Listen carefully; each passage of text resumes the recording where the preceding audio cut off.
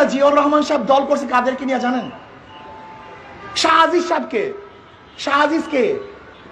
রাজাকার। সে সবচেয়ে বড় রাজাকার ছিল। জিয়াউর রহমান সাহেবের সংসদের প্রধানমন্ত্রী তিনি ছিলেন রাজাকার, আর এই বিএনপির স্লোগান দেয় এদেশে রাজাকার রাখবো না। কি হাসিব মূর্খ, কি হাসিব জাহেল।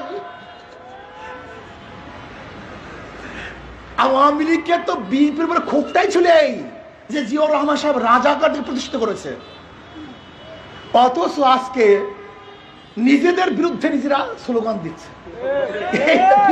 জানি না জিয়াউর রহমান সাহেব কাদের কি দল করছে, তাদের প্রাইম মিনিস্টার কি ছিল, কয় মন্ত্রীদের কতজন রাজাকার ছিল, এরা জানি না, স্লোগান দেয়। শোনেন, যে স্লোগান ছিল আওয়ামী লীগের, সেই স্লোগানগুলি, কথা বলেন না কেন, যে স্লোগান ছিল আওয়ামী লীগের সেই স্লোগান কার? যে স্লোগানের জন্য আওয়ামী লীগ ধ্বংস হয়েছে সেই স্লোগানের জন্য বিএনপি ধ্বংস হবে। লিখে রাখুন, লিখে রাখুন, যে স্লোগানের জন্য আওয়ামী লীগ ধ্বংস, একই স্লোগান যদি আপনি দেন আপনি ধ্বংস হবেন। যেই পথে গিয়ে অবকে ধ্বংস হয়েছে সেই পথ আপনি ধরলে আপনিও সেই পথে ধ্বংস হবেন।